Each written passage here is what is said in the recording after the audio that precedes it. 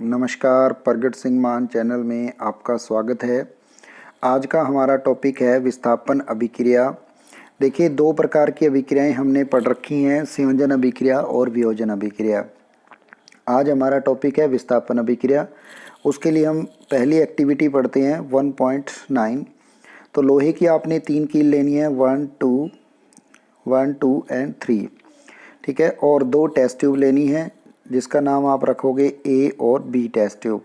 और दोनों में आपने क्या करना है, 10 ml कॉपर सल्फेट सोल्यूशन दोनों टेस्ट ट्यूब में लेना है। उनमें से एक जो टेस्ट ट्यूब है वो आपको यहाँ पे दिखाई गई है। तो 2 किलों को धागे से बांधकर सावधानी पूर्वक प्रणाली के कॉपर सल्फेट के विलयन में 20 मिनट तक, देखिए ये धागे से बांधकर आपने ये कॉपर सल्फेट के सोल्यूशन में इसको 20 मिनट तक रखना है।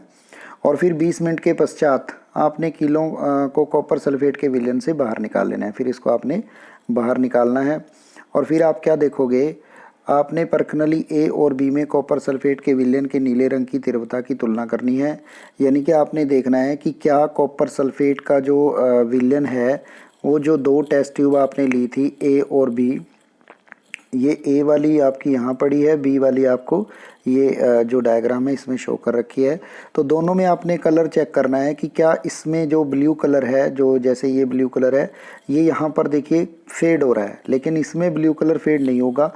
क्यों? क्योंकि इसमें लोहे की कीलें नहीं है। इसका मतलब लोहे की कीलों की वजह से कलर क्या हो रहा है, फेड हो रहा है। तो कॉपर सल्फेट के विलयन में डूबी कीलों के रंग की तुलना बाहर रखी कील, 3 कील हमने इसलिए ली थी क्योंकि 2 कील तो अंदर होगी इसके, 1 कील आपने बाहर इसलिए ली थी ताकि हम कंपेयर कर सकें कि इन तीनों कीलों में क्या डिफरेंस है। तो यहाँ पर आप चेक कर सकते हो, देखिए ये 2 टेस्ट ट्यूब हमारे सामने थी, ठीक है। ये बी वाली टेस्ट ट्यूब है, ये ए वाली टेस्ट ट्यूब है। तो ए में कलर क्या है, ब्लू है, लेकिन बी का कलर क्या है, जिसमें लोहे की कीलें डूबी हुई थी वो फेड हो चुका है, बिल्कुल कलर जिसको कहेंगे कि उड़ गया है। तो कारण क्या है इसमें, क्योंकि लोहे की कीलों के साथ इसकी रिएक्शन हो चुकी है। और ये लोहे की जो कीलें डुबोई थी 2, वो कीलें हैं जिसमें ये बाहर वाली कील है, ये लोहे की जो कील इस कॉपर सल्फेट सोल्यूशन में डुबोई थी वो वाली है। तो जिसके ऊपर जो कील डुबोई थी उसके ऊपर एक भूरे रंग की परत चढ़ चुकी है, इसका मतलब इसको क्या लग गया है, जंग लग चुका है। लेकिन जो बाहर वाली कील है वो फ्रेश बिल्कुल वैसे की वैसी नहीं है, क्योंकि उसमें कोई रिएक्शन नहीं हुई है। लेकिन ये कॉपर सल्फेट सोल्यूशन के साथ इसकी जो है लोहे की कील की रिएक्शन हो चुकी है, जिसकी वजह से हम ये कह सकते हैं इन दोनों में ये डिफरेंस हो चुका है।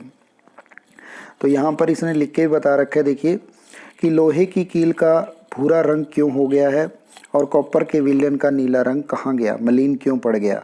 तो देखिए, जो हमने लोहा डुबोया था यानी कि फेरस, लोहे का क्या कहते हैं, Fe फेरस, और कॉपर सल्फेट के सोल्यूशन में जब डाला तो बन गया क्या, फेरस सल्फेट यानी कि FeSO4 और कॉपर बन गया। तो इस अभिक्रिया ने दूसरे तत्व कॉपर को कॉपर सल्फेट के विलयन से क्या कर दिया है, विस्थापित। देखिए, मैं पूरी डिटेल में आपको यहाँ समझाता हूँ। मान लेते हैं इसका नाम है ए, ठीक है, प्लस ये हैं बी और सी, यानी कि बी और सी को मिला दिया तो बन गया, देखिए अब ए, यहाँ पे ए माना था हमने Fe को तो ए बन गया, और SO4 को हमने क्या माना है, सी, तो ये सी इसके साथ चला गया और जो बी है वो अलग हो गया। तो यानी कि पहले मान लेते हैं हमारे पास 3 बेंच हैं जिसके ऊपर एक के पास ए बैठा है, दो बेंच है, दूसरे के पास बी और सी दोनों बैठे हैं। तो ये सी उठकर ए के साथ चला जाए, सी उठकर ए के साथ चला गया, तो इसने क्या कर ली, अपनी जगह चेंज कर ली, यानी कि विस्थापित हो चुका है। तो अगर इस तरह से एक तत्व दूसरे तत्व को विस्थापित कर देता है तो हम समझते हैं कि ये क्या है, एक विस्थापन अभिक्रिया है। तो ये एक विस्थापन अभिक्रिया का ही उदाहरण है, ठीक है, जो हमने पढ़ा है। तो ये विस्थापन अभिक्रिया है। इस अभिक्रिया में देखो, एक तत्व, पहला तत्व जो है लोहा जो है वो दूसरे कॉपर तत्व जो है, लोहे ने क्या कर लिया, कॉपर के साथ लगी हुई जो चीज़ थी SO4 थी उसको विस्थापित कर दिया, यानी कि कॉपर को यहाँ से हटा दिया, लोहा कॉपर की जगह पे आ गया जिसको कहेंगे। तो इस अभिक्रिया को विस्थापन अभिक्रिया कहते हैं। इसी तरह बहुत सारी अभिक्रियाएं हैं, जैसे जिंक प्लस CuSO4, देखो यहाँ पर Zn किसकी जगह पे आ गया, Cu की जगह पे आ गया, ठीक है। अब ये कौन किसकी जगह पे आएगा, कैसे पता लगेगा, ये हमें पता लगेगा कि कौन सा रिएक्टिव है कौन सा नहीं, यानी कि कौन सा ज़्यादा अभिक्रिया करने वाला है। जैसे यहाँ पर जिंक जो है और Cu है, जो जिंक है वो ज़्यादा अभिक्रिया कर रहा है और Cu जो है वो कम अभिक्रिया कर रहा है, तो ये क्या करेगा, ये SO4 इसके साथ नहीं रहेगा, ये Zn के साथ, यानी कि ZnSO4 के साथ आ जाएगा। तो यहाँ पर Zn जो है ज़्यादा क्रियाशील है, किसकी अपेक्षा, कॉपर की अपेक्षा। ठीक है, तो इसी तरह से इसने यहाँ पर देखिए नोट करके भी दिखा रखा है, zinc, lead, copper, zinc, lead, यहाँ पे देखो Zn और Pb। ठीक है, अब देखो इसमें पावर ज़्यादा है तभी तो इसके साथ बैठेगा ना। अब दो बच्चे बेंच पे बैठे हैं और एक बेंच पे अकेला बैठा है, तो जब इसमें पावर होगी तभी तो इसको उठा के यहाँ पे बैठेगा, तो इसका मतलब ये ज़्यादा रिएक्शन करेगा, ज़्यादा रिएक्टिव होगा, तभी ये इसकी जगह पे आएगा ना।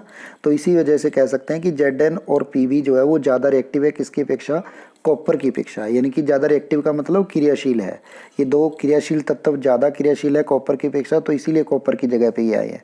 अगर ये कम क्रियाशील होते तो कॉपर की जगह पे ना आते, क्यों, क्योंकि कॉपर पहले ही ज़्यादा क्रियाशील होता। तो यहाँ पे एक कम क्रियाशील तत्व यानी कि एक ज़्यादा क्रियाशील तत्व को विस्थापित कर दे, एक ज़्यादा क्रियाशील तत्व एक कम क्रियाशील तत्व को विस्थापित कर देता है, उसे भी हम विस्थापन अभिक्रिया में लिखते हैं कि ये विस्थापन अभिक्रिया हो रही है। तो विस्थापन अभिक्रिया क्या होती है कि जब एक ज़्यादा क्रियाशील तत्व कम क्रियाशील तत्व को क्या कर दे, विस्थापित कर दे, तो उसे हम विस्थापन अभिक्रिया कहते हैं।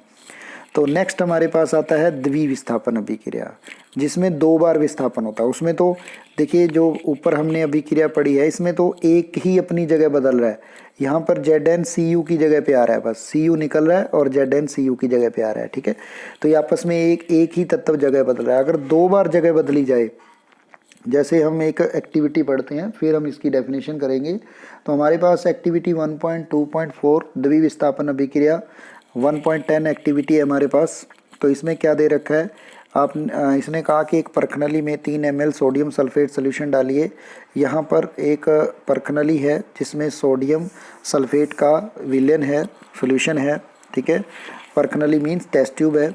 एक अन्य परखनली में 3 ml बेरियम क्लोराइड, यहाँ पर बेरियम क्लोराइड BaCl2 आपने डालना है। ठीक है, BaCl2 यानी कि बेरियम क्लोराइड डालना है और यहाँ पर सोडियम सल्फेट Na2SO4 आपने यहाँ पे डालना है।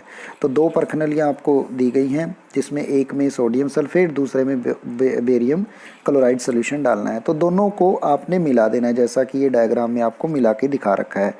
और आपने क्या देखा, तो आप क्या देखोगे कि क्या चेंजिंग इनमें आएंगी, तो आप देखेंगे कि श्वेत रंग के एक पदार्थ का निर्माण होता है। क्या बनता है, एक श्वेत रंग का पदार्थ बनता है जो जल में अविलय होता है। अविलय का मतलब जो घुलता नहीं है, अघुलनशील जिसको बोलेंगे, अघुलनशील। जो जल में जो आपका एक पदार्थ बनेगा, जब ये दोनों को मिलाया जाएगा, देखिए यहाँ पर जब इनको मिलाया गया तो यहाँ पर एक पदार्थ बनेगा, जब उसको जल में घोल के देखा गया तो ये जल में नहीं घुलेगा। ठीक है, यानी कि जल में अघुलनशील होगा। तो वो पदार्थ क्या होगा, उस पदार्थ को कहते हैं अवक्षेप। क्या कहते हैं उसको, अवक्षेप। तो यहाँ पे हमें हमारे पास एक अवक्षेप की परिभाषा आ जाती है।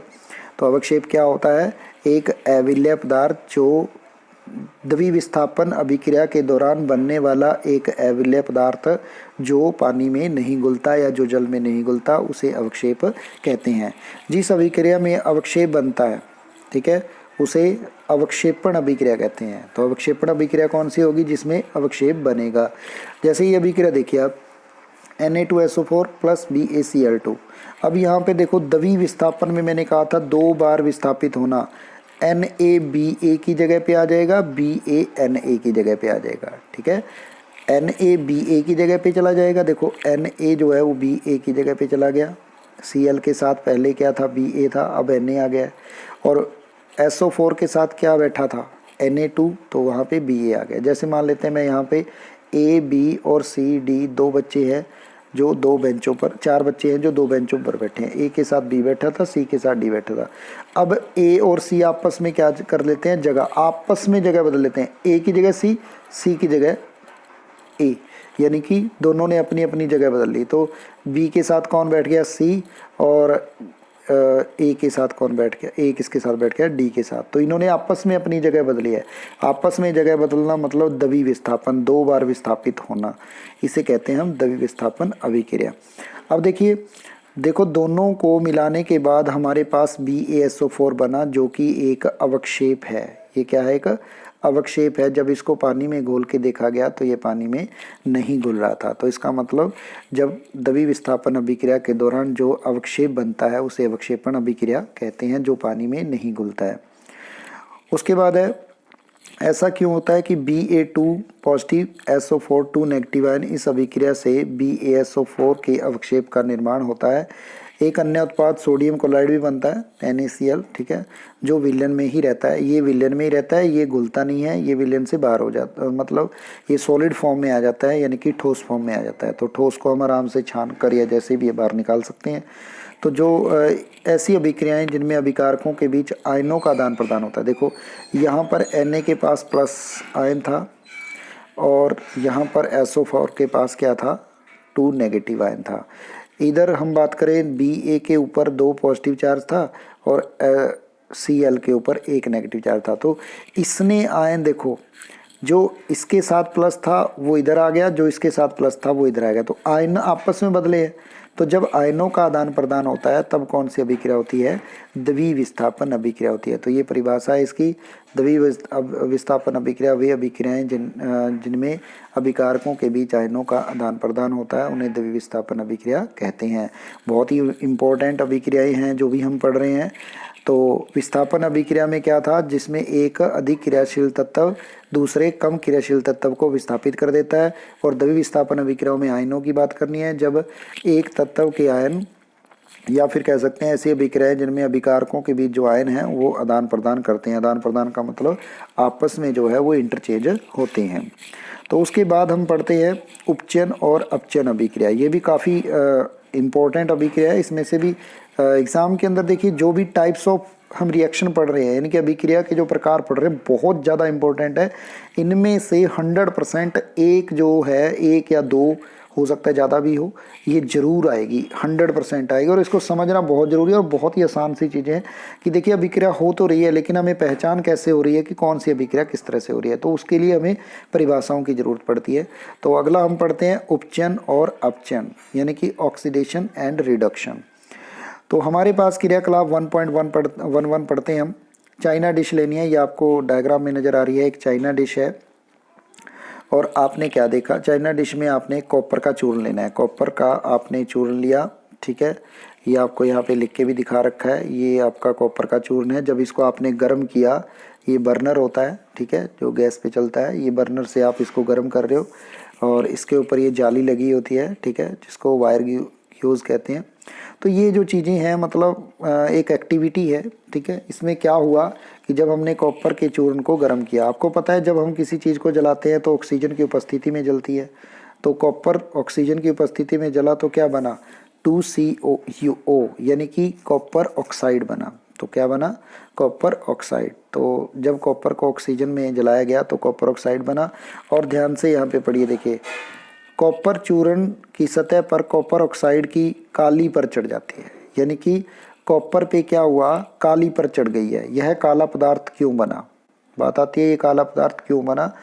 और कॉपर ऑक्साइड कॉपर में ऑक्सीजन के योग से बना है। तो यह किससे बना है, जब कॉपर ऑक्साइड में, यानी कि कॉपर में जब ऑक्सीजन मिला तब कॉपर ऑक्साइड बना, जो कि काला रंग था।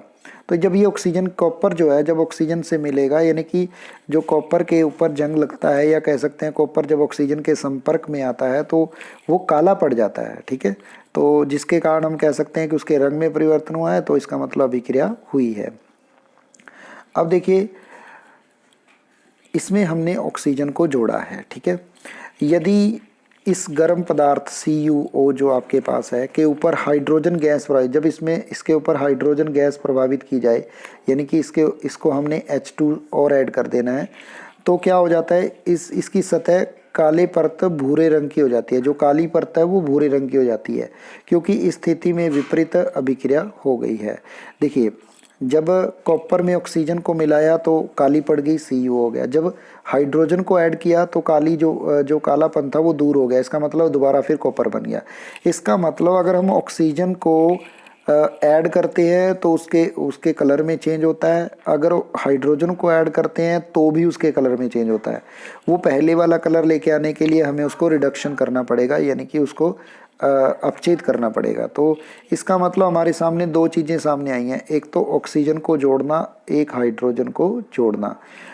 एक ऑक्सीजन को जोड़ना, एक हाइड्रोजन को जोड़ना। अगर हमें ऑक्सीजन को जोड़ना है तो उसे हम उपचयन अभिक्रिया कहेंगे, और अगर हाइड्रोजन को जोड़ते हैं तो उसे अपचयन अभिक्रिया। देखिए, अभिक्रिया के समय जब किसी पदार्थ में ऑक्सीजन की वृद्धि होती है, देखिए यहाँ पर ऑक्सीजन नहीं था कॉपर के साथ, यहाँ पर ऑक्सीजन आ चुका है, तो जिसमें ऑक्सीजन की वृद्धि होती है उसे उपचयन कहते हैं। उपचयन बहुत ही इंपॉर्टेंट चीज़ है ये। उपचयन क्या होता है? जिसमें ऑक्सीजन की वृद्धि होती है। और ऑक्सीजन का ह्रास होता है, यानी कि हाइड्रोजन जुड़ता है। जब ऑक्सीजन की वृद्धि होती है तो हाइड्रोजन का ह्रास होगा, जब हाइड्रोजन की वृद्धि होगी तो ऑक्सीजन का ह्रास होएगा। यानी कि जब ऑक्सीजन जुड़ेगी तो उपचयन होगा, जब ऑक्सीजन घटेगी तो अपचयन होगा। जब ऑक्सीजन का ह्रास होगा यानी कि घटेगी तब अपचयन होगा। ठीक है, तो उपचयन और अपचयन की परिभाषा आपको अच्छे तरीके समझ में आ गई कि उपचयन वो होते हैं जिसमें ऑक्सीजन को जोड़ा जाता है, और अपचयन वो होते हैं जिसमें ऑक्सीजन को घटाया जाता है। लेकिन कई ऐसी अभिक्रियाएं भी होती हैं जिसमें ऑक्सीजन और हाइड्रोजन दोनों ही आ जाते हैं। ठीक है, देखिए अभिक्रिया 1.29 में हमने पढ़ा कि ऑक्साइड में ऑक्सीजन का ह्रास हो रहा था, इसलिए वो अपचयित हुआ। हाइड्रोजन में ऑक्सीजन की वृद्धि हो रही थी, यह इसलिए उपचयित हुआ। ये दोनों चीज़ें हम पढ़ चुके हैं। यानी किसी अभिक्रिया में एक अभिकारक उपचयित और दूसरा अपचयित हो, यानी कि दोनों ही उपचयन और अपचयन एक ही अभिक्रिया में हो, तो उसको रिडॉक्स अभिक्रिया के नाम से जानते हैं, या फिर उपचयन अपचयन अभिक्रिया के नाम से जानते हैं। जैसे एग्जाम्पल देखिए आप, यहाँ पर Cu के साथ क्या था? ऑक्सीजन पड़ा है, और जब अभिक्रिया हुई तो अकेला Cu रह गया, तो इसका मतलब ऑक्सीजन का क्या हुआ? ह्रास। और जब ऑक्सीजन का ह्रास होता है तो वो कौन सी अभिक्रिया होती है? अपचयन।